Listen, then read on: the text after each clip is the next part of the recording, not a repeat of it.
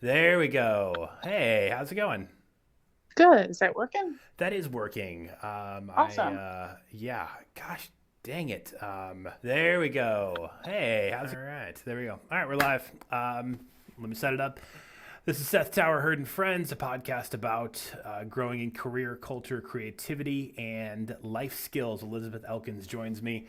She's in a band called Granville Automatic, which is how we first met. She's been on a couple other podcast type things I've done, and also has done several other kind of music ventures, including like in the rock world and also writing hit songs in the country space, and has actually turned the band into I think two book deals right now, which we have to get into and explain what that is probably before we can talk about that.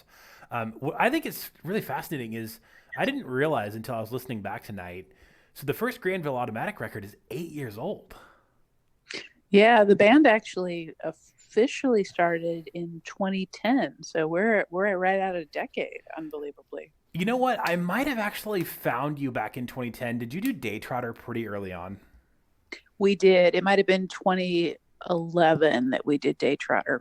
hmm Okay, so I Maybe was 12. Yeah, it was 11 or 12. It was definitely early on. yeah, I was. I mean, and not to get all like nostalgic or whatever, but you know, the your first full length record came out and had a song about the Battle of Little Bighorn on there, and that was right where when I was going to move to Bozeman, Montana, which is not where the Battle of the Little Bighorn happened, but close enough.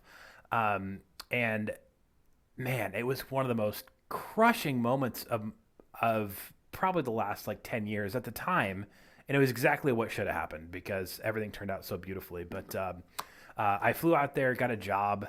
I kind of just wanted out of Chicago. I kind of felt like I had just turned 30 years old, and I just felt like I was a loser, and um, which I don't know. I had two earned master's degrees and spent a year in or a decade in media. So I guess I'd done some stuff, but I just wanted to start over somewhere. And I A flew out. decade in media would make you. I'm just messing with you. A decade I in media. know. I, I know. I was so fried. Like I started at 19 and I hustled so hard. I did two TV shows, and then I was doing radio the whole time and I was writing. Um, by the time I was 29, I didn't know which way was up, and I just basically never wanted to do it again.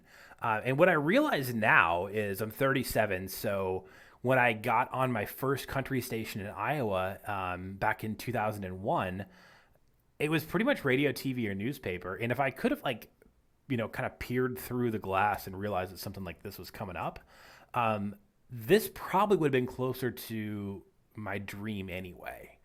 Um, but anyway, that you know, just to close the loop on the Montana thing, I got the job, came home, I was out bow hunting for deer, and if you live in town, that's what you use a bow with primarily is deer. And I got a call from Montana, and I figured I better pick it up, or you don't just not pick up with your employer. And so I answered the phone that was buzzing in my pocket in the deer blind, scared at a buck, lost the deer, and then got the news that I was that they were going to a hiring freeze and the company couldn't bring me out. So that was that. Um, and it's not something I dwell on a lot, but I kind of listened back to the whole catalog for tonight, and just that record was there at that time, and I love the record to death, and I'm really happy I didn't wind up out there, because my wife Amanda and I kind of, hit it off right after that, and now, to close the loop, I sent you a video of my 18-month-old dancing to one of your songs. Um, anyway, Well, that it's funny how something like that sets you on a different trajectory. It's ironically, I had something similar happen. I This would have been 2008, so right when the economy crashed.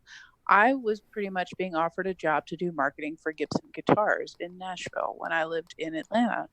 And I pretty much had, it was me, I think it was down to one or two people. I was ready to move to Nashville. There was no Granville Automatic yet. There was only my rock band, but I thought I wanted to move to Nashville to write songs 2008. And I was pretty much about to quit my job in Atlanta and got a call that there was hiring freeze.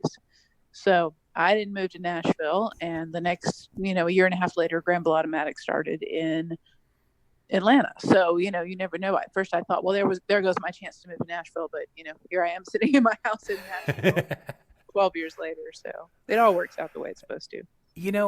Let's go ahead and start there. And for people who may not know kind of what Granville Automatic is specifically, did it deals their songs deal a lot with true events would be probably a pretty good place to start. What was the conversation around starting that band of like, was it, hey, we're just kind of writing some songs, they have a history tinge, they have a true life tinge, or was it a plan?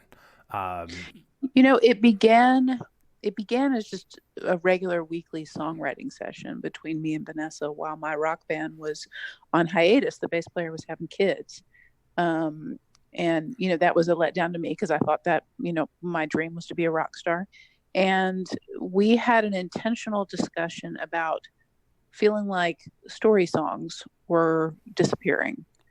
And our initial idea was just to write story songs.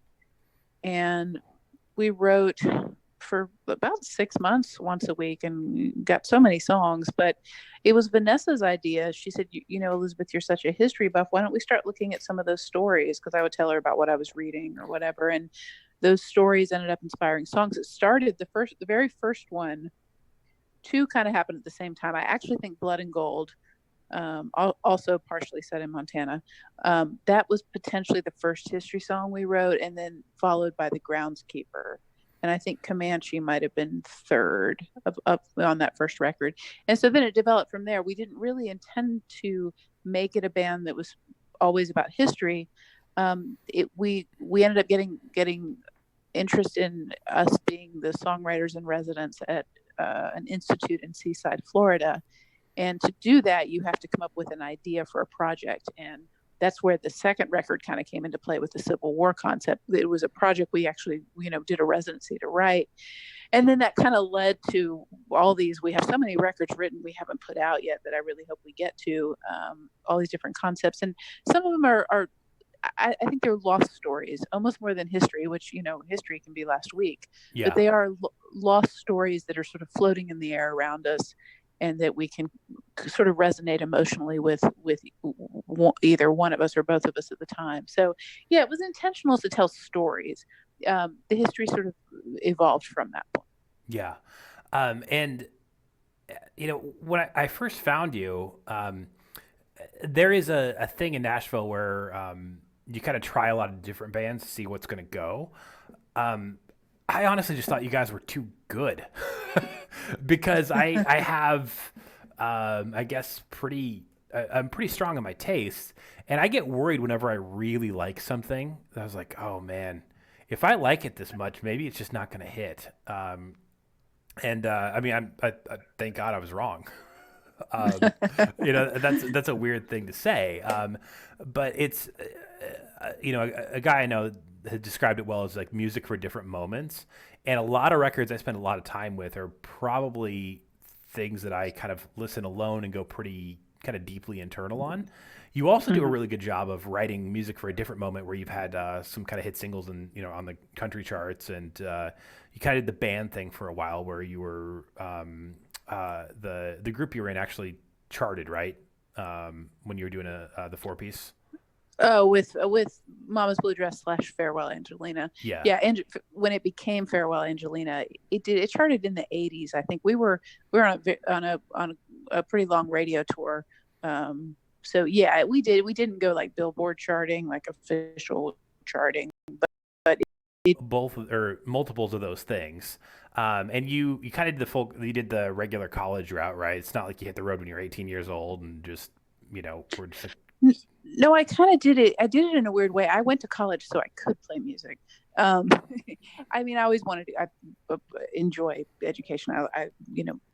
Wanted to go, but one of my reasons for picking, I went to Emory in Atlanta, and the main reason was Atlanta's music scene, and that was in the 90s was a really great music scene. I feel like, and that's kind of where I wanted to be.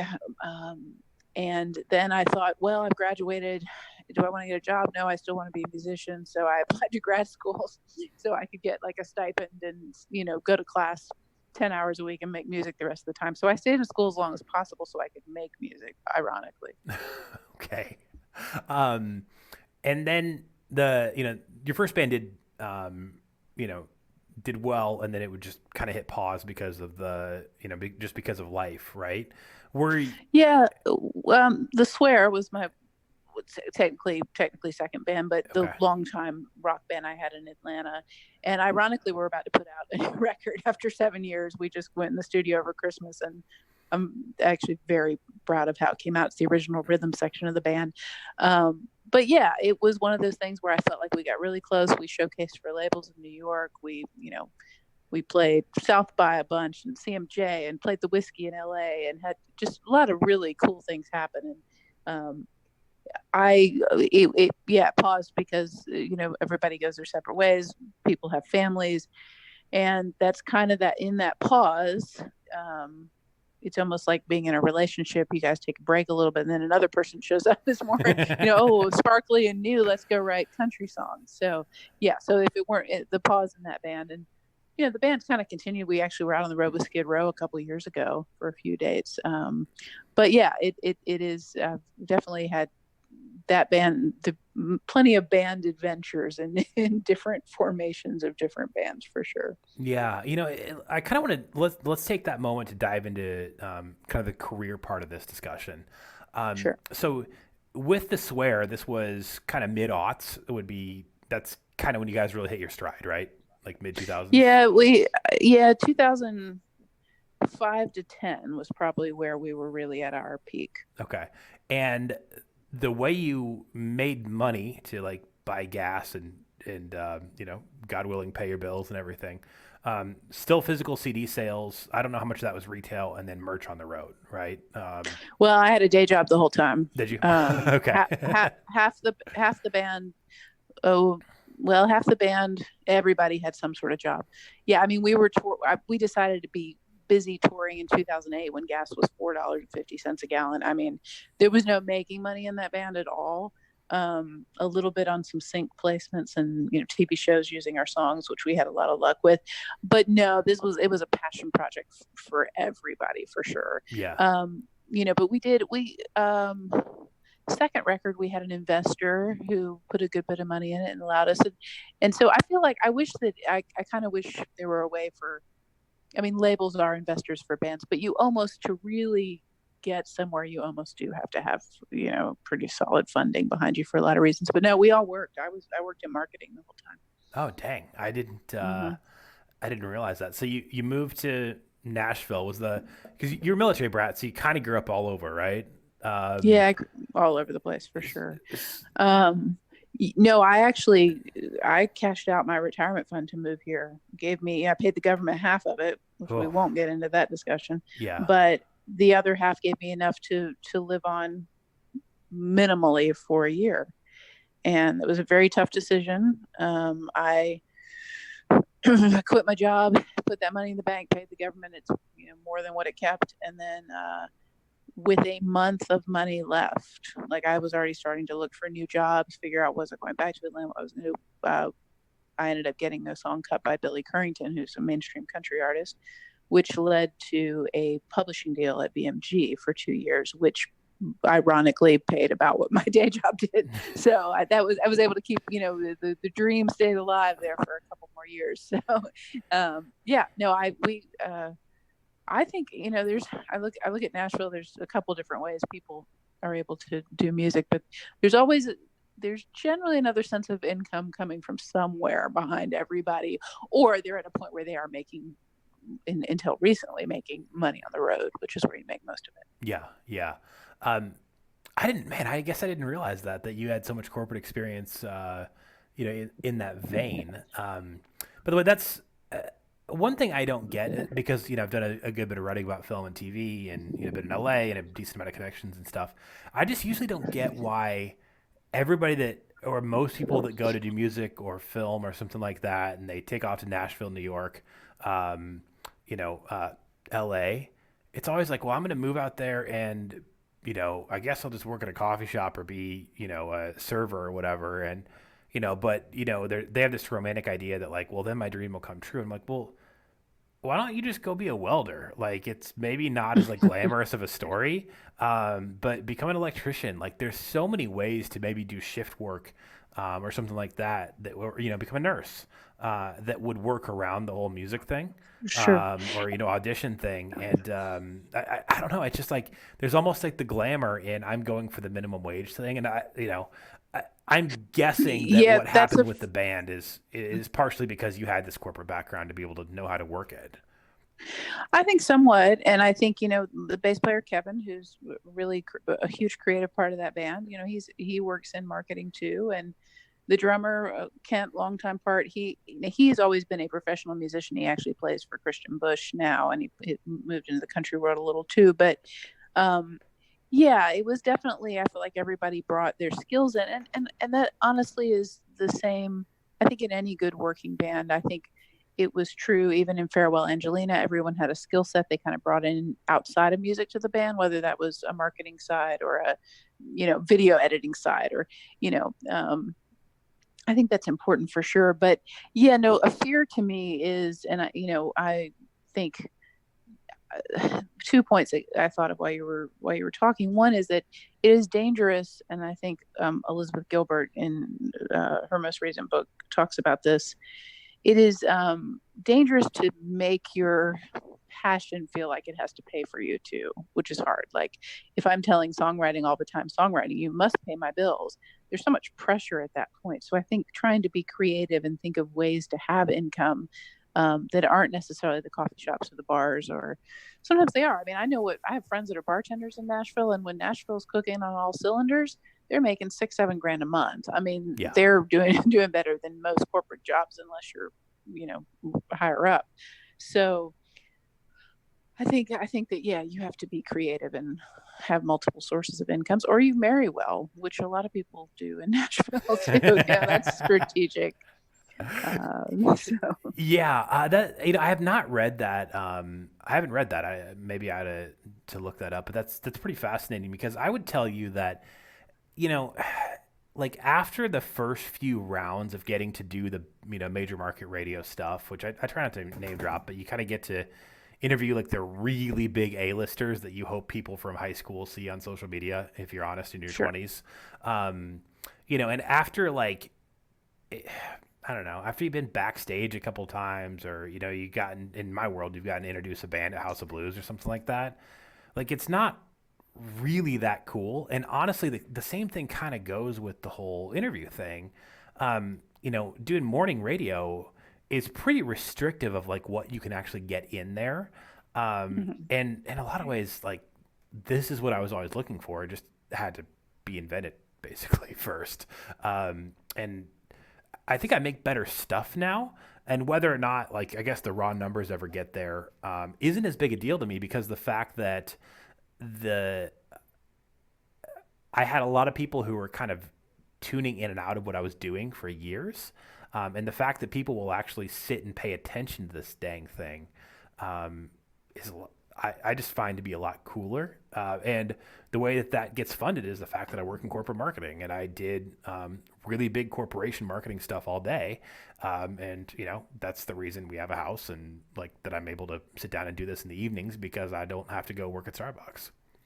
Sure, and I think the book that I was referencing was Big Magic, and she wrote Eat, Pray, Love, which I'm not a big fan of that book, but I she know kept I didn't want to throw her under the bus, but I just couldn't she get through that. I, yeah, it's not my deal, but Big Magic is very interesting, and I don't agree with a lot of it, but some of it made me rethink the way I approach being an artist. It's worth a read to challenge some of your sort of set notions on things. But one thing she does reveal in that book is she didn't quit her day job till well after Eat, Pray, Love. Yeah, yeah. She kept working. She wanted to have something separate that paid the bills, that kept her focused, that made the art what it was. And I think that's an interesting way to look at it, because I've had it where I did have 3 years of my life where I did nothing but write songs. I probably in that 3 year period wrote 1,000 songs, if not more. And I've had 15 years of working a 40-hour a week, um, playing in two bands, driving from Palm Springs to Atlanta in 2 days straight to get back to work on tour. I mean, I've done both, and I can potentially argue that I love some of the things the way that like most radio hymns, the Granville Automatic Record, Vanessa and I write separately. We bring songs to each other, but a lot of the genesis for the songs that I started on that record, we sort of start our own. I wrote them driving the Farewell Angelina tour bus, in my head. So it's like sometimes doing the opposite creates the art for the other place, I think. Yeah. But Well, and that when I look at people who've really been successful, like I can't remember which kind of big time writer like James Patterson or somebody like that wrote like 2 pages a day for a year as a working lawyer who was very busy, and he just wrote from 7 to 8 a.m. and that was all he had. And he got a bestseller out of that thing. And I'm always bummed when people are like, "Well, I can't go for it because." Because of what I don't have time or whatever. And having grown up on a working farm, I'm like, there's a lot more hours during the day you can work than you do. There is, and in fact, writing, Vanessa and I finished our first book. We co-wrote it with a guy named Brian Allison. Then it comes out this fall, and figuring out how to pace all of us. Brian's written one before. This was mine and Vanessa's first book. How we paced it, how much time it took. The research takes longer than the writing. Yeah. And I have, kind of concurrently been working on a fiction book that I don't have a deal for, but I'm working on. And I can sit down and write a chapter in an hour. So you can write something in an hour a day easily, but it's where you put the prep time in. And now for writing the history books, it's research, and it does take a lot of time. But with fiction, going to sleep every night, I'm falling asleep thinking about plots and characters, and in the shower and driving. I mean, I think that, yeah. And some of the greatest novels in the stuff like The Great Gatsby, these are not even very long. It's just a question of somewhat the innate just creative talent to write it and have it be good, which that's subjective. But you're right, you can do something. And my parents have a farm too, and it's up at 5:30 a.m. and there's a lot of time in the day if you know how to balance that time. Yeah. I have not gotten in trouble in the corporate world. I get in trouble in the corporate world because I don't need 8 hours to do what the corporate world wants me to do. Oh yes, no, that's definitely a thing that I'm not going to say much about because I'm you're still employed. Yeah, no, I'm still employed, and sometimes I'm working 60+ hours a week because that's where we're at. But I think that as a coworker, I basically said to different people like, we'll make them press down harder on the gas. They probably can. Just because that's the world I came out of. I came out of small business and farming, and I grew up like there isn't really I'm tired, I'm striving for work-life balance. When the ears are falling off the corn stalk, you have to get them in. And if you don't, the 6th generation farm will die with you. And I've pretty much kind of taken that approach to whatever task that's in front of me. Well, that's true for creativity. Believe me, I've let probably a couple hundred songs disappear because I could not in that moment grab them. Yeah. And I think that's very true of any creative output. When you feel it in you, you need to respect it and write it or create it. Yeah. Because if you don't, the ears of corn will fall on the ground and they will not be useful anymore.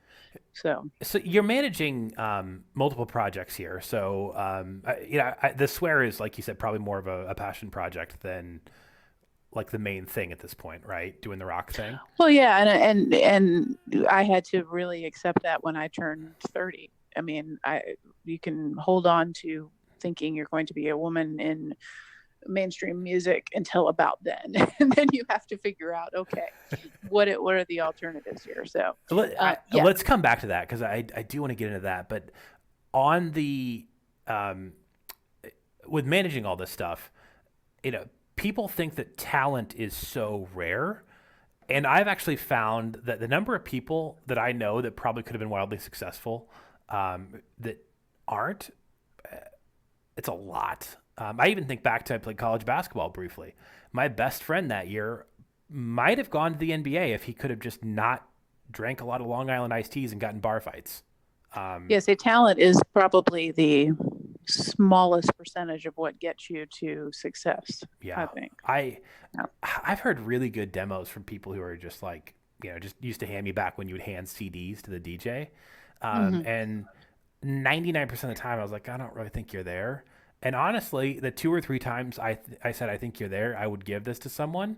Um, None of those individuals ever kind of like got a career going. You know what I mean? Like to they didn't get a website together. They didn't like go play shows so that I could hand that off and they could actually have a shot at a record deal. They just sort of, I don't know, I've been busy or, whatever. So talent is not the main driving thing.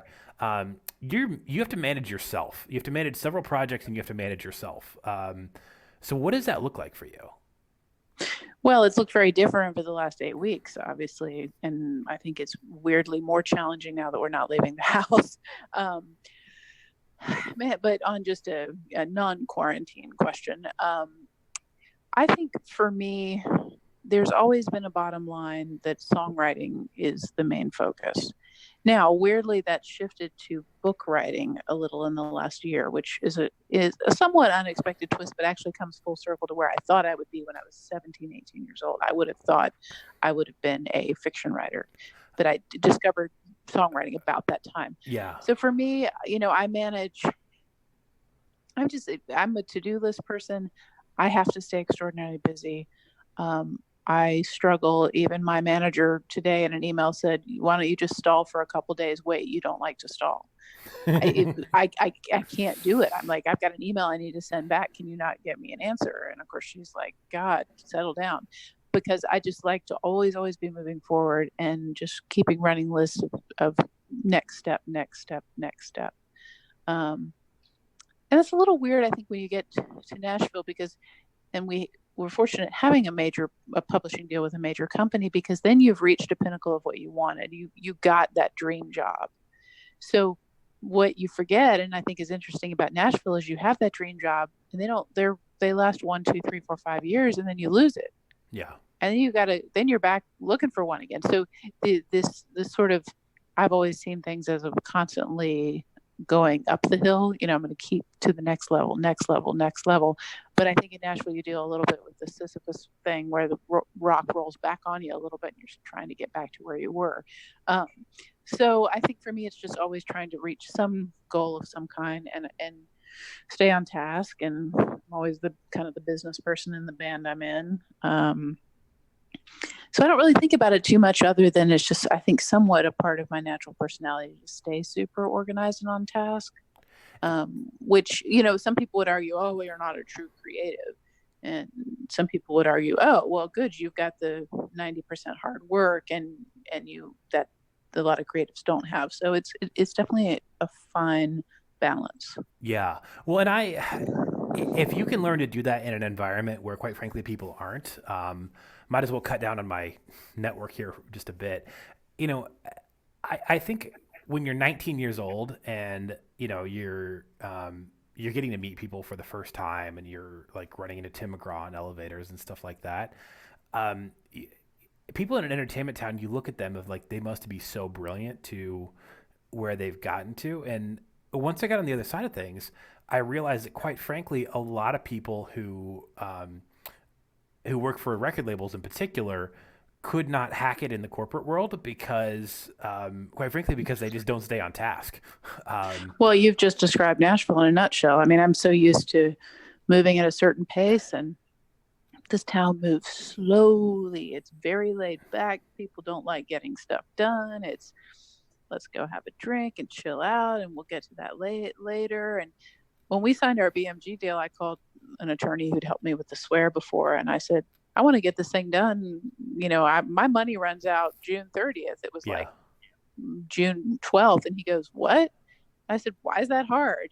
And he got it done. And he said, that's the fastest I've ever done a Nashville deal. Sometimes they take a year. And I was like, why would they take a year? And it's just, everyone is in a very different time zone here, I've noticed. Well, and I think that there is something, and it's the same thing in LA. Quite frankly, I don't really have any contacts in New York in entertainment. I know a couple people in publishing, but the same thing in LA where they really see networking as their job in a lot of different Oh, facets. 100%. And networking is certainly a part of every job, but your job is your job. And I I think that's where so many people just get jacked up is like they move to town, they think they're going to work in the music business or whatever. And I think this applies also to sales, to, kind of anything that would be more of a people facing job. You think if Sure. you're smooth enough and if enough people are your friend, like it's going to be cool. Bottom line is you can be friendly with a lot of people. You don't deliver on what you say you are going to deliver on. 3, 4, 5 months, like the gig is up. Even in L.A. anymore, where you used to be able to be the like crazy tantrum throwing, Hollywood star. That doesn't work anymore. In the age of social media, people like unfortunately somebody who's very talented, Katherine Heigl, who was on Grey's Anatomy, was always throwing fits on set, and she doesn't have a career anymore because of it. And I think she's one of the better actresses the last decade. Um, I think that's true here, but I do think here your friend network and who you know in the long term, even if you throw fits, throwing fits are not allowed as much as say alcoholism and drug use, which seem to yeah. get passes a lot.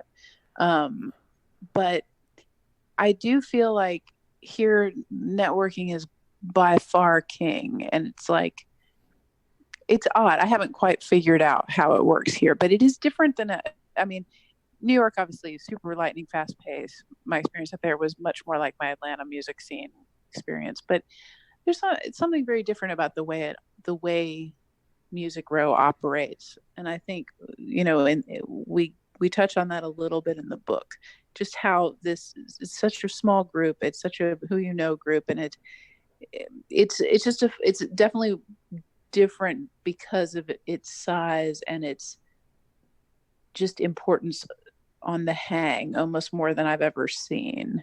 Yeah. And of course, you mix that in with people, dating, and it's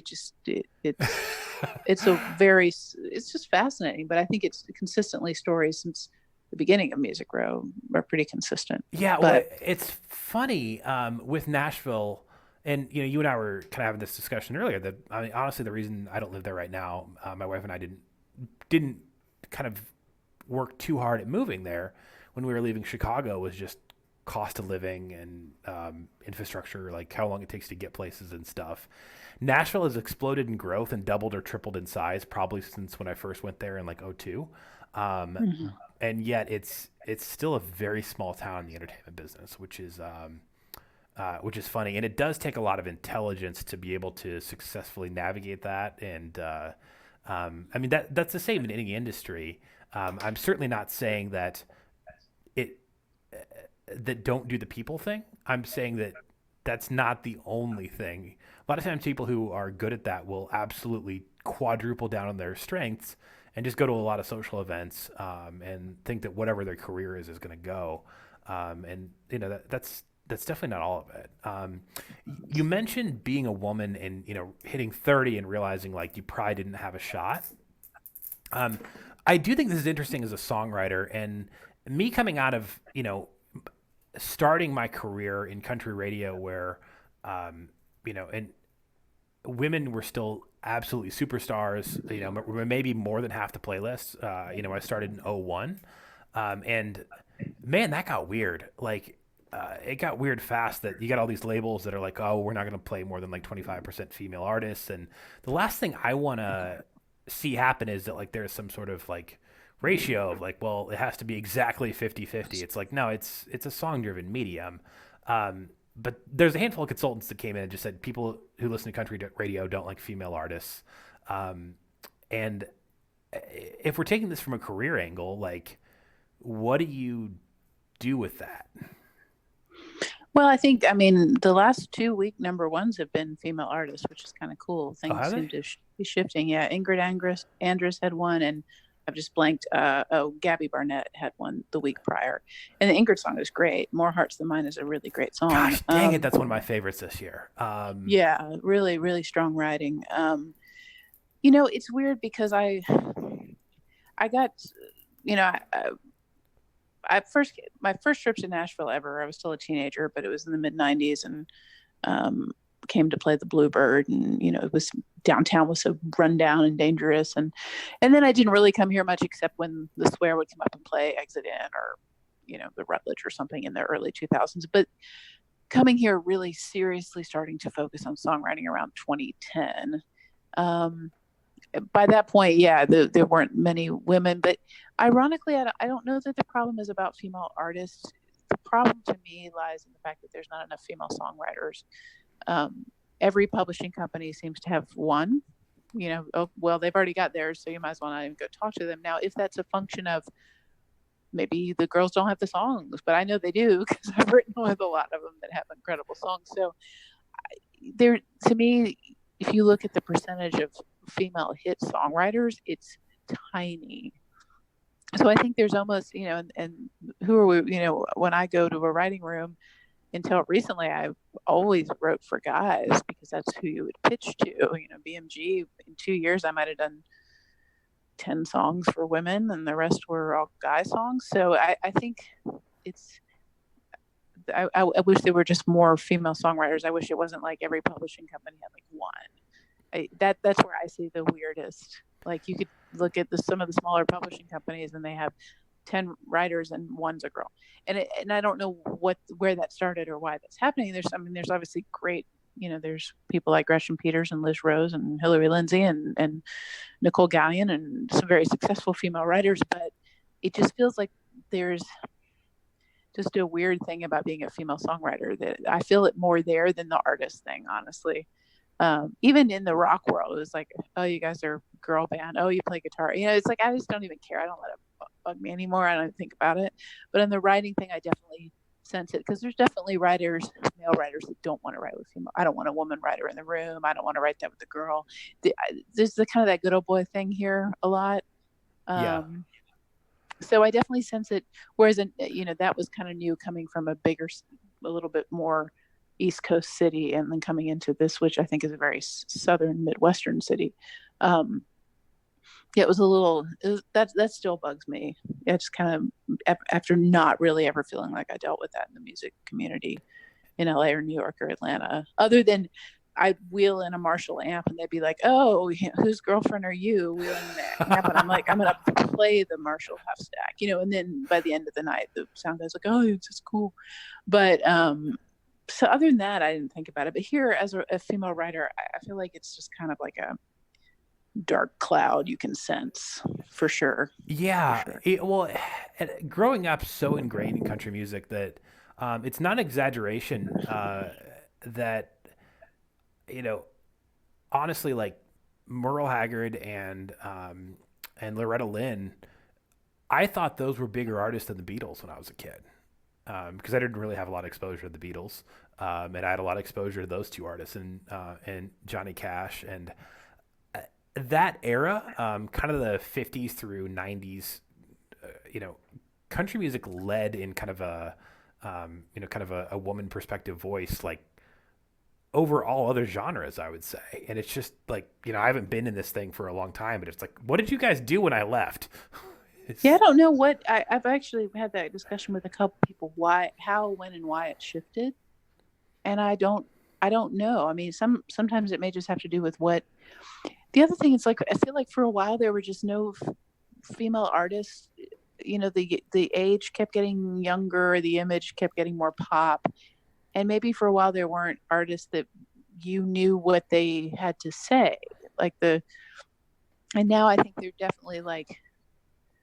There's more personalities in female country artists. Like, what, Ashley McBryde has her thing and Carly Pierce has her thing. And, Trisha still does her thing. So there's like, who does what, instead of it just for a while, it was like, I don't know, almost like there weren't the artists there for a minute, but the artists were there. They just weren't getting signed and no one cared about them. So they were never heard.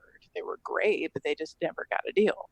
So, yeah, I don't know. I have no clue understanding what happened 15 years ago when it shifted. I guess you're right that it does seem like, and this is somebody who's decently controversial, I guess I would say, but has been kind of nice to me on the Fringe situation, which is longer story for another time. But Bobby Bones, who's the morning show in country music, actually seemed like he has kind of pushed harder on female artists. Well, And yeah, isn't he? I mean, he's dating one, so I think that was a big part of it, oh, or is he? married to. Yeah. So that he really started pushing with that. And yeah, and I think when he first came to town, he was really seen as an outsider. I remember people talking about him when it first started, but now he's had a huge influence on it. And I think it made a difference. And obviously, someone who has been very helpful and insightful and good to me throughout my career is Leslie Fram, who was, at 99X in Atlanta as a program director, went up to be a program director in New York, and then is now head of programming at CMT. And she's pushed a lot more of the women artists as well. So I think, yeah, there's a shift for it. And then again, for me to understand what went wrong and when, I don't know, but there certainly are Bobby and Leslie and a whole bunch of people that are at least trying to get more exposure for acts and a lot of different, not just the Carrie Underwood pop singer type, country act, but girls that write their own songs and play instruments and have more outlaw kind of thing. There's more diversity in it now, I think. Yeah, no, they're because Carrie Underwood almost was the lone female artist for She was for a while, it a felt like, while. yeah. Her and Brad Paisley basically hosted all the award shows and you know kind of did all that. But if we can kind of maybe land the plane talking just the practicals, um, you know, because you lived through that, you still have a career. You keep finding a way to flourish, right? Um, Granville Automatic definitely is a like. How strong do you feel like fans follow you from record to record? Pretty strongly. Like, is it the same group I of think people that's pretty into this thing? I think so. And we were very fortunate over the past about year and a half. We've gotten to do some dates with the Steel Drivers, which has been this really great chance for us to pick up a whole new audience. In fact, it was so weird before the pandemic started. We had just come off two shows with them in Texas where I felt like they were probably the best shows of our entire band career. I was just an incredible audience, incredible shows, great evenings. I feel like we do. We have fans who we got introduced to very early on. A lot of that came from Atlanta and that sort of community in Atlanta. It's harder. I think it's a little harder in Nashville to make those kind of fans. You need to be on the road for those. But yeah, definitely. I mean, I feel like our sound keeps evolving because we're self-producing stuff now, and we've divided up what we produce and who does what on each record. And I think it's getting closer and closer to us. But yeah, I would say yes to that for sure. So let's talk about how you did that. It's a very unique kind of angle on what this band is. You write a certain kind of songs for Granville that you obviously wouldn't write for the Swear or wouldn't probably write to have a hit country single, right? Sure. Um, like, what have has it been email? You guys have done some YouTube stuff. It's not like you guys have poured everything you got into YouTube. Like, what has been the thing that beyond just good records has built this thing for 8 years to make it work? Honestly, when we first started, we toured so much. I mean, we really did go out and kind of play wherever they'd have us. Um, I think that's been some of it. No, YouTube has not been a bit the main thing for us. It's been all right. We were fortunate to get on a couple TV shows. We were on PBS Sun Studio Sessions. We were on Woodstock's Old Time Radio Hour. That really, we got a lot of fans out of those. We've had a lot of support from Apple Music on our most recent single. They put us on the Southern Craft playlist, which is the biggest Americana playlist. Again, getting to support shows for people like Gretchen Peters and the Steel Drivers, and we did some dates with Little Texas and with Shenandoah. Getting to get in front of those audiences for sure has been a part of it. Places like the Bluebird Cafe that are supportive, where we play there every few months in the round and get a new audience. And I think the press we've had because of the angle of the songwriting we take we've also been really lucky with that. The USA Today, New York Times, the American Airlines magazine did a feature. Places where people who had not heard of us at all, they're like, oh, these are interesting, and they find us and they have become supportive longtime fans. So it's a combination of a lot of touring. Fortunate with the press, and then some great support from some of the digital service providers. And I think sometimes people just share it, spreading the word. Like one thing I love about this band is the way we end up with fans who become our friends, and they're sort of, we have a guy who, we played a show, for example, at the Booth Museum of Western Art in Georgia, which is an amazing museum. And someone saw us there, and he shared a CD with um, a guy named Tom Ross, who is a painter based in Santa Fe, very, very well known, accomplished painter. He reached out and just said, "Hey, I heard this. It sounds like you guys are doing for songs what I'm doing for painting." And he's this just got this incredible group of creative, movie making friends and painter friends. And so I love that this music tends to reach into other disciplines. We have a lot of architects who are, so I think we just, fortunately, people who love the songs are sharing them with their friends, and who people, like-minded people. So some of it's just been organic. Well, I asked that question just to see what the process was for you. I had no idea, what it was for you guys. But I know in 2005, if I met somebody who was trying to make it in whatever, and I had a lot of conversations with people who were trying to make it in music or thinking about trying to move out to, LA or New York and try to do acting or something like that.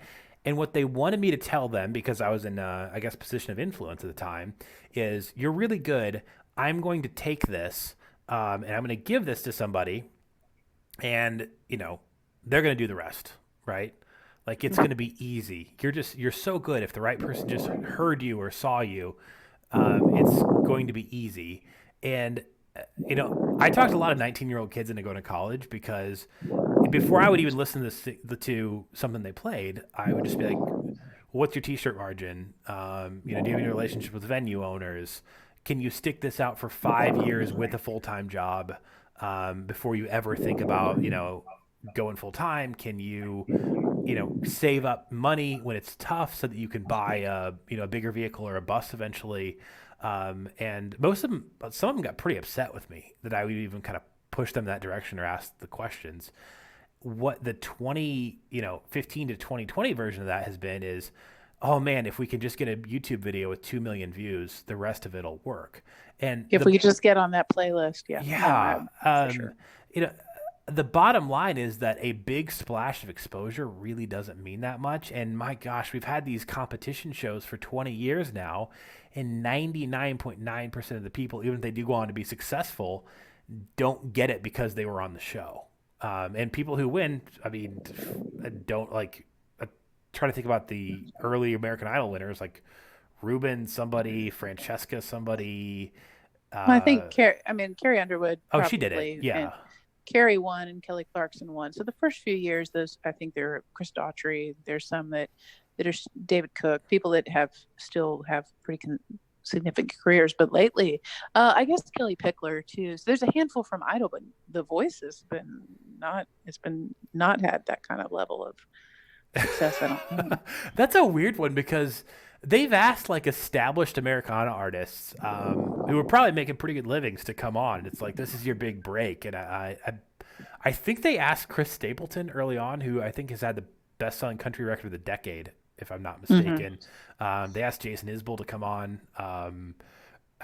They go through the rounds. I mean, even when I was in Atlanta, when it first started, I did the NXS Rockstar thing. I did Can You Duet. When it first started, it seemed really exciting. But then I think most people I know, you get an email from the producer and you just hit delete at this point, because they just kind of go through the rounds of people now. Yeah, yeah. Is the songwriting show any good? I haven't watched that. Isn't there a songwriting competition show now? Yeah, there is. I'm going to refrain from commenting. Okay. I know too much. Okay. Well, it's funny, just like the casual contacts I've had, because I don't watch that much like network TV or whatever. Like, I talked to a dude I just kind of knew, and he's a nice guy, and he's like, "Oh yeah, I'm working on this show. I've never watched it. Apparently, it was a thing. It was called like Married at First Sight or something like that." I don't know. I think it was on like Fox or something. And I'm like, dude, is that really what you want to do with your life? Is talk people into getting married who are going to get divorced within a month so they can be on TV for 6 minutes? I think your original point, though, is a valid one. It's like it is a combination of so many things that you have to do. And it's just, if you really want to do any creative endeavor, you might as well commit. You're going to commit a life to doing it. And the pleasure is in doing it. It's not, if you have some goal of, I mean, it's good to have the goals, but I think you have to, in particular in songwriting, you just have to be in songwriting because you love to do it. And it'll take strange paths and turns the whole way. But I don't know if there's any sort of magic pill to it at all. Yeah. Well, the because we're both people who are very much into history, the cavalry is not coming. No. It used to be that in music. Uh, you know, uh, some friends of mine who were kind of in the last era of the mega budget of music. Band called Sleeping at Last that had they had the wedding song in the Twilight movie. Oh, nice. Yeah, and so they got to fly around in like private jets and stuff for that. But they were like they got signed in like '01, I think, by Billy Corgan of Smashing Pumpkins, and they were the last era of the mega budget. You could spend as much time in the studio as you want. Somebody's going to buy you a bus, even though nobody knows who you are. So like you're rolling into these venues of 200 people, and you've got this huge bus. That era is over. I mean, and it's kind of like that for everybody. The great news is it's democratized. The bad news is that like you got to do the work, and you got to be okay with if it never becomes this thing that strokes your ego. You still got to be okay with doing it. Oh, absolutely. Yeah, absolutely. I mean, I can remember probably 2006, a band that sort of was in the same circles as The Square was in Atlanta got one of those last big record deals. I think they got $8 million advance, and the label didn't even put out a song on those guys. It was crazy. Wow. I mean, they each individually went on to do cool things down the line, but it was just like, oh my gosh, this band, they just played the Atlantis Music Conference in Atlanta, and they just signed this huge, it was either $6 or $8 million deal. And then it was like nothing ever happened. So it was, sort of the last one like that, I think.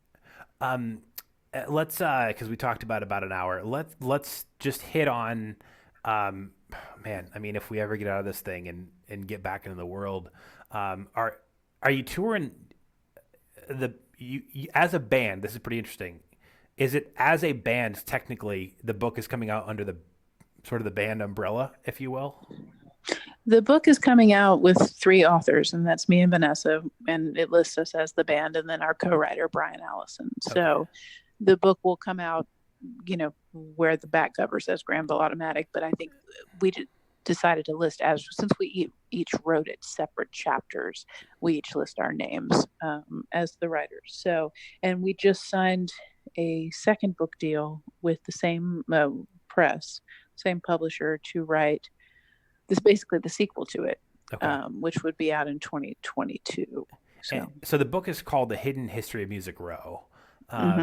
And then the record's coming out. It's called Tiny Televisions. So those are going to be August 31st and September 11th. Hopefully the world is kind of back together there. When we talk about managing multiple projects, do you got to go on tour for all one thing here? Well, in fact, we just had a show in July canceled today. I don't anticipate touring is going to be back for a while, unfortunately. I do know here in Nashville, the talk is 2021 at the earliest for touring. But what that doesn't bring into account is, 1, a vaccine showing up before then, which is possible. And 2, it doesn't take into account the smaller venues, the 50 to 300 seat rooms, which is so often the venues we play. Yeah. So I don't think there's any, it is like, gosh, we're putting out a book and a record, and we were supposed to be headed to London in August to play a show in there. We were supposed to do all these things, and that's not in the cards right now. So yeah, it is weird to think, okay, we probably aren't going to be able to tour with this. But yes, of course, when we can get back to touring, that's a big, important part of what we love to do. And we'll certainly, who knows when that will be, though, if that will be August or September, and we can, but the trick with that is we can't really book them right now, because people who are moving stuff months in advance, and they have to move that. And it'll be very interesting to see like what's the trickle down. Are the massive, are the Isbells and the Stapletons going to want to play the 200 seat rooms, and so the small people can't? I don't. It's interesting to know. There's just zero prediction for Well, how it will fall. the Clash famously played the CBGB, which is a tiny music venue in New York.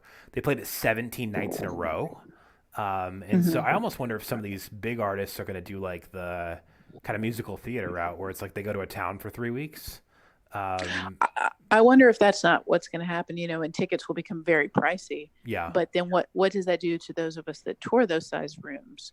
yeah, Um, I'm not sure. So again, there's so many outcomes, and for us, we knew we wanted the record was, finished. We recorded it last fall. We were holding on to it to release with the book, and the book release date was kind of out of our control. That's the publisher's choice. yeah. So I don't know. I'm sure the world will be a different place by August, hopefully in a good way, and we will are eager to start touring. And we're on the fence. Everybody's doing the live streams, and we're going to do at least one to announce all this stuff. But I don't know how far down the route we'll go with the live streaming. Yeah. Um, I do hope that you and I could have several different kinds of conversations, probably, but one of them that I do hope is that because we're going to have to move more manufacturing back here, I actually think that this we could see, um, we're a country that has a lot of wealth in New York and San Francisco, and that's great if you live there. I think that the money is going to spread out a lot more. Because first of all, we're going to have to make medical stuff back here.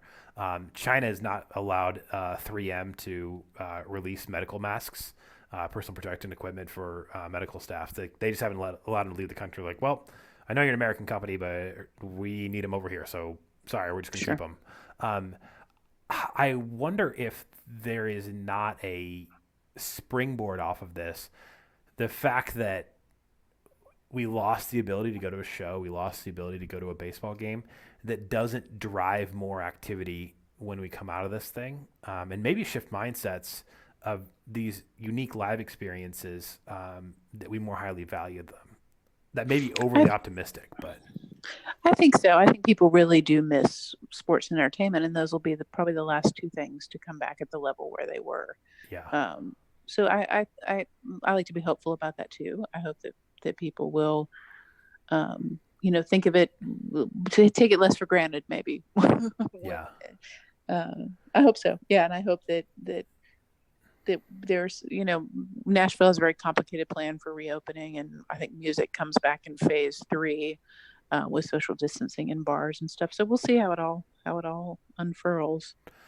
Elizabeth Elkins, the band is Granville Automatic. I would suggest everything they've ever done. The book comes out this fall, and if you want to follow up more on her, you could always start a podcast yourself. Because gosh dang it, I would listen to it. Yeah, I did college radio, and I really was one of my favorite things I ever did. So it's been in Oh, the back of my mind. well, My no, go my ahead. bass player my bass player in Swear has a really cool podcast called In Obscuria, and I don't want to step on his toes at all, but I have been thinking, actually this is relevant. Starting next Tuesday, I think I'm going to do like a weekly series called Bad Words with Elizabeth, to lead up to the Swear record coming out in July. But yeah, I'm debating the podcast thing. I got a couple other projects to get through first, No, but I yeah. totally But get in the that. meantime, yeah, granvilleautomatic.com has all the information on the book and the new record and stuff. Well, you just have so many cards up your sleeve. Let's not go down this route because we need to wrap up. But we'll need another. We'll need another hour. well, no, because like you spent a summer on was it on the Lakota Sioux reservation? Where you spent some The time up there? Cheyenne River Sioux. Yeah. Yeah, you spent some time with the Cheyenne River Sioux, and I'm just like, where did you fit that in between like college, grad school, being in a band? Don't answer that now. You should save that for your own podcast. Yeah, it was an interesting time period for sure.